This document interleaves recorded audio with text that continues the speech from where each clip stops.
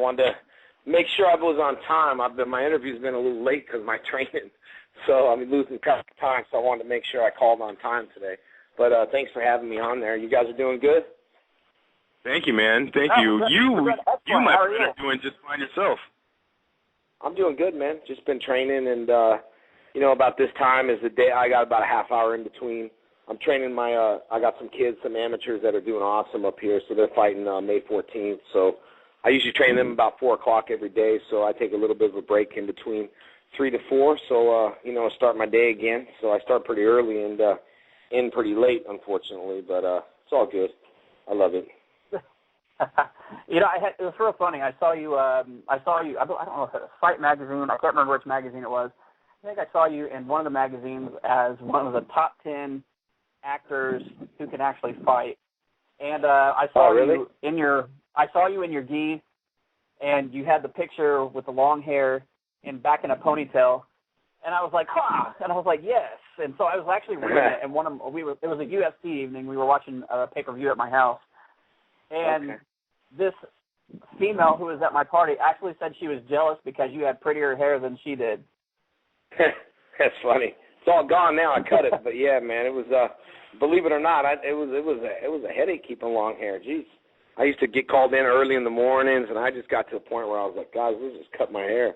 It's getting too crazy, I got to straighten it. And I was sitting in hair and makeup before Amy Jo came in. That was the girl on the Pink Ranger. I was sitting in makeup before she came in. I just got tired of it because we start our days about 4:30 and we end about 6:30, 7. So we had early days and late days, So, and the thing about filming is just it's not like karate or training. You actually spend 90% of the time sitting around. So it's almost like the only way to explain it is, when you go on a road trip, the person driving usually, has got energy and because they're driving, but the passenger, you get tired and you're sitting around. It's kind of like being a passenger on a road trip. You kind of want to fall asleep, because your mind's not active, so there was a lot of sitting around. And you couldn't train, you couldn't sweat, you can't just, but I like it though. I just, I like training better, to be honest with you. But, I like movies too, though. So. Well, you've actually done quite a few movies, even while you've been training for mixed martial arts, and you have a movie coming out here pretty soon. Also, you care to talk about that movie coming up? Yeah, it's called The One Warrior. I just saw the new poster on it. It looks pretty good, man. James Russo's in the movie. He's done like 140 films with Johnny Depp. I mean, he's done tons of films. And Dominic Keating's in the movie. He's a great guy to work with too.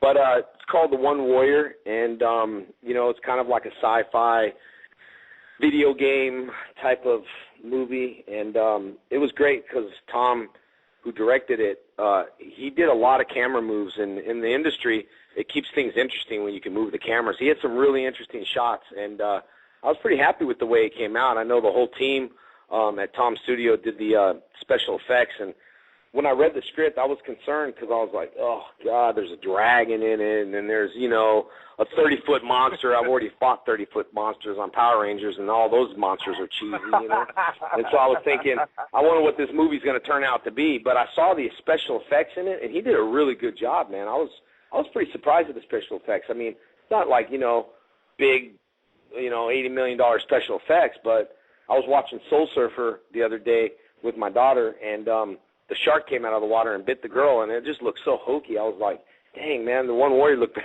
it was good. The special effects looked good, and it should be coming out. I think there's a new trailer on it somewhere. You could probably catch it on my Jason and Frank official fan page, I think, Facebook. But I'll be honest with you, I've been training so much, and I've had my plate full that it's just been, I haven't been able to watch TV or even go on all my computers at home crashed, like all 3 of them. I took them into the shop, and I don't know what happened. They all just went out at the same time, so I'm like computerless. And then I have my Sidekick that they don't even make anymore, which they're coming out making a new one next month. But my phone turns on and off, and I lose numbers, and people probably think I'm just slaking. They're like, hey, I text you. And I'm like, you didn't text me. So, T-Mobile's dropping service everywhere. So I've been a mess in the last couple of months. But filming the movie in between was kind of hard because I just didn't want to, film one day, and then the next day I got like my face all bashed up, you know. So I had to try to film it in between the shots, but that's going to be good. And I'm working on another film with Tom coming up in the end of May and June. So things have been good. New Orleans, you know, they're doing a lot of films in Baton Rouge and New Orleans. They film a lot of movies there. So are you guys based in where? Los Angeles or? Actually, we're in two places at one time. I'm here in Oregon, and Diz here. He's in Indianapolis right now. So the 323 number is just a network you guys use to launch your show? For sure. Okay. Because I thought that was an LA number, but anyway, like I just found out that New Orleans is like the second biggest state that city that they film. I mean, every movie is in New Orleans, so I got a good agent over there. I'm constantly auditioning more here than in Los Angeles. It's been kind of weird. So that's great. It's been good. Yeah. Well, you are training. I'm with the now, new camp. baby. What's that? You are nationwide right now, baby. That's awesome, man. I'm with the new camp out here, Silverback. I wanted to mention them. It's been a good camp. We got Derek the Black Beast who's fighting on Bellator. I think May 21st, somewhere in there. And I've been training with a lot of bigger dudes, so it's been a lot different for me. Tony, my trainer, is really good at jiu-jitsu and Muay Thai and just all around a good MMA guy. So it's, about an hour drive for me to go train and for me to come back. And, I got my own schools and all that stuff. So I'm kind of, juggling around and all that stuff. But I haven't stepped in the, cage. My last fight was canceled in December, which was unfortunate.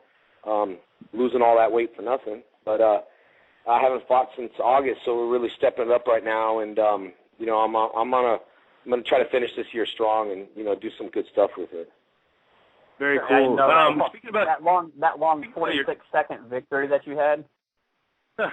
Yeah, August 4th. August 4th was my last fight. So when I step in July, see, here's the whole thing with this July. I'm fighting for legacy. Mick's a friend of mine. And Colin's the matchmaker. And it just got to the point where you're an actor, everyone watches everything you do, and everyone says if you got one, for example, you do one bad thing, it's in all the newspapers, and it's all completely wrong. I was in the mall about a year ago, and a crook was running from the cops, and I slammed that guy, and, he was running by me, and I did one of those clothes hangers or clotheslines, bam, slammed him, and no one wrote about that. It was all these positive things, and you do one little bad thing, people write about it. So critics are always constantly watching you. So what I decided to do was, okay, look, I'll fight anybody. It doesn't matter who I fight. Let the fans, let the people who don't like me, let them pick whoever they want to pick. So it's the first time that someone's ever done this, where they do a voting on the internet to see who they want to fight. But the bottom line is, I don't really care. You could study tapes all day long on people, and you change. My game plan is completely changed. So whoever wants to study tapes on me now, it's just completely different. So I'm a different fighter now, and it's just going to be different. Now, predominantly you're known as a striker, but is that not correct? I mean, you're predominantly known as a striker, but you also, like I was saying, the short 46-second fight that you had, you ended that by choke. Yeah, it's weird because, I look at my record and, 1, 2, 3 of them are submissions. I look at that and one's a TKO, and 3 of them, one's TKO. I can't even think though. One's a TKO, one's a knockout, and 3 are submissions. Which but submissions sometimes when you're out there, especially in the amateur world, you got guys that are turning completely wrong. You got guys that are almost giving you gifts. They're giving you your arm, and the only thing they're not saying is, "Here, take my arm," but that's pretty much what they're doing. So, I got I roll with some really good people right now. And like I said, with Tony and Derek, he's a big dude. He's like 270, 280. So I'm fighting at a catchweight at 195. So, when you're rolling with someone a lot bigger and someone that knows what they're doing, it's going to make your game a lot better, especially when you fight someone at a 195. You're going to, as far as power, you can get a 270 guy and roll with him and feel what he feels like. And, a 195 guy is going to feel a lot different. So I'm just happy with it. I'm ready to go anyway, stand up or ground.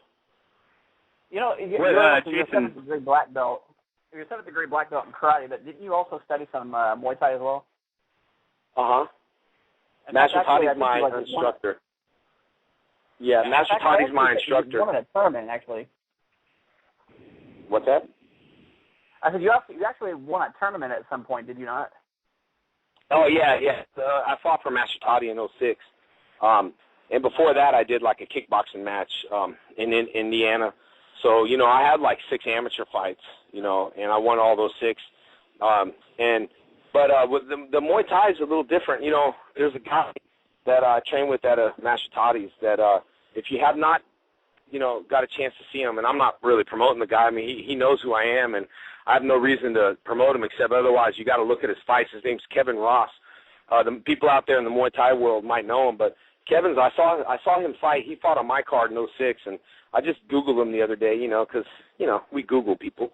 And I Googled him and saw some of his last fights, man. He's got so much better, man. He's really awesome.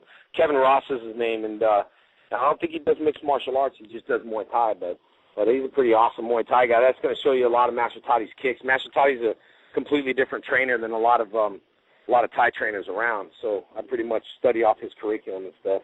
So he's a good guy. Funny guy too. When you were shooting Power Rangers back in the day, what was your average weight compared to like what you've been fighting at now? You've been fighting at heavyweight, haven't you? Yeah. Well, I weighed like on Power Rangers, you know, like about 180, and then like just, you know, over years, man. I mean, I got into weightlifting and started, you know, I worked out with a couple of guys here, Andy and Scott, who just eat like crazy. So I was, you know, eating a lot, and I could have dropped weight. I mean, in fact, there was a couple of heavyweight bouts that I had to eat before weigh-ins because I wasn't going to make the, you know, 206 cut. One was in my second fight with Chris Buffalo, who Chris holds the title now in the amateur. He's doing really good out here, man. He's holds an amateur title out here. He just had a baby and stuff. But anyway, I was barely making weight on that one. I think I was like pushing the scale 207, and I was like, ugh, you know, so I had to eat before. So I easily could have gone to 205. Easily could have gone to 185. That's why I'm doing a catch weight at 195.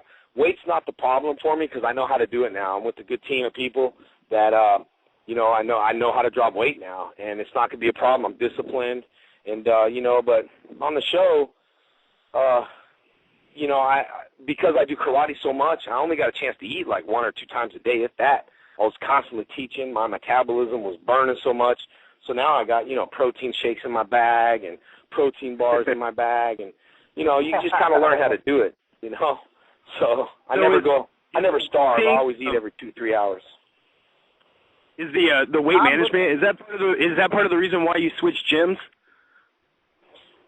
No, Rocky Long was my last trainer. He just fought. He did a really good fight. You know, I heard it was a good battle. Just Rocky, you know, went through different things. Like he went through different changes in gyms, and then he started promoting, and then, you know, then he got involved in promoting, and then we just kind of stepped away from each other, and then I kept going, and really it was just a matter of, you know, trying something new, switching coaches, and Tony from Silverback, I mean, Silverback always showed me love out there. From day one, you know, I got haters. They always stepped out there on forums and said, hey, you know, Jason's a good guy. They really didn't know me. But now to get a chance to know them, you know, it's great because they're a pretty tight family and we all stick up for each other. And, you know, that's the way it's got to be. There's in this industry, like Hollywood industry, so many people that burn bridges. There's so many promoters that burn bridges, you know, and it's just the loyalty and, you know, I mean, that's what I really miss in the martial arts. Well, you know, my brother passed away. I miss that loyalty of having a brother, you know, the guy that will pick you up and you can drive the white Bronco across states with a briefcase full of money, the people that would do that for you. I miss those kind of people, you know, that are loyal to you, that will help you. And, you know, not a lot of people are like that no more, you know. I mean, it's just I was even watching, you know, Passion of the Christ, and, you know, and he tells Peter, you'll deny me 3 times. And, you know, push comes to shove when it's time to fight or time to die. Oh, no, I don't know that guy, you know. And it's just one of those things where, you know, I just thought that sticking together, thick and thin, no matter what you do, no matter what happens, you just got to stick together, thick or thin, you know, because on the end of the day, you're not going to take nothing with you to heaven. You're going to leave here, You're going to be up there. You're not going to take your cars. You're not going to take your houses. You're not going to take anything. So I realized that, I'm fighting for Legacy Fight, organization here in Houston. But I realized what a legacy was. A legacy is not what you leave behind. Like, okay, I left, a Power Ranger legacy, or I left this. The legacy is what you leave people behind, like in their heart. Like, man, I remember he did this, or I remember even Power Rangers sometimes. People say, it changed my life, or it got me involved in karate. A lot of young fighters used to watch that show. So a legacy is not, items you leave behind. It's what you leave behind as a person. So I want to leave a good legacy behind. So that's why I'm out there. And, I want to work with kids too, man. I got organizations that I'm trying to develop right now to make kids smile. There's nothing better than having a troubled kid that don't have a mom and dad and making them smile. I'm really good with kids. I love kids. I make them smile, make them laugh. There's just a lot of good things I want to do with my G's Didn't Tap organization. That's why I merged with Bull Shirts, and we got a whole new website. We got new products. We're coming out with a new shirt of the line, a month, a new shirt every month. But with that G's Didn't Tap, I really decided that I have to somehow make kids smile. If that means from other countries, kids that don't have money, kids that don't have mom and dads, kids that don't have brothers and sisters. I mean, I think it's great to make kids smile. And I was watching, it sounds funny, but I was watching Soul Surfer. I took my little girl and I was thinking, oh man, I want to see this movie about a surfer. But then, it was a true story about her losing her arm. She worked with kids, and I thought that really changed her outlook and perspective on life. She didn't care about not having an arm. She cared about what she can change. She decided that if she can't grow another arm from God to being a miracle, if she can't have a miracle, then she's going to be a miracle for other people. And I think that's what's important, and people don't look at life like that no more, And I'm just got a whole different outlook on life with kids, and I don't know. It's just like my calling that I want to, all these people that grew up on Power Rangers, we're all a certain age now, but I still have an impact on kids. As a person, they don't even need to know me from the show. I've always worked with kids, and I teach great karate to kids, and, so that's what I want to do, I'll tell you what, if they built the door for you to get up in those gates when you get there, when you were at the Power Rangers, I hope they wind it for you, because I was just looking at before and after pictures of you. Man, you got diesel when you look. I'm just like, can you even fit? I don't even think you could probably try. How do you think you would fare if you tried to fit into one of your Power Ranger uniforms? No. Hey, it's spandex, man. I think when we look, believe it or not, some of my buddies like Johnny Bosch, if you talk to them, they had to build like a muscle suit. So we had to put a muscle suit and then our spandex on top when we would like do stuff, even with our helmets off.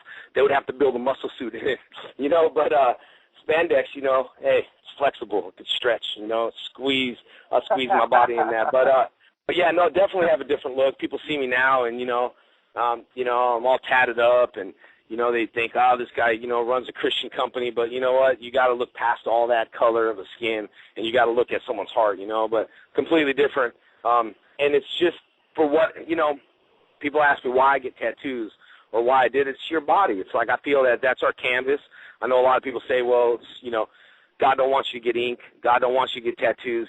There's a lot of misunderstanding with that. A lot of people say this, and a lot of people say that. I say that it's my skin, it's my canvas, and no matter what I put on the skin, it doesn't change my heart. So if God knows my heart, he knows my heart. You don't have to look at the color of my skin, but it's unfortunate that people do sometimes instantly judge you real quick. Tattoos, you walk by people, they hide their purse, stuff like that. But it's what I like to do, and it's I love my tattoos, and I don't know, it's just tattoos different. Are cool, but man. And I believe with the tattoo thing in the Bible, I think it was in the Old Testament, and he just asked that you don't tattoo like idols and stuff on your body. Yeah, I know a minister too, a pastor who's got tattoos. There's a pastor on TV I was watching on TBN, tatted up pastor. I mean, just tatted up. I figured, well, maybe he got out of jail and, he changed his life around. I mean, tongue piercings, like ear, beyond what I would do. But, eyebrow piercings, tongue piercings, he's preaching up there. I'm thinking, man, maybe this guy got out of jail or, and then he changed his life around. But it wasn't. He was a pastor, and he did get locked up for something that he did wrong. He kind of fell off, the path. But I saw him preaching all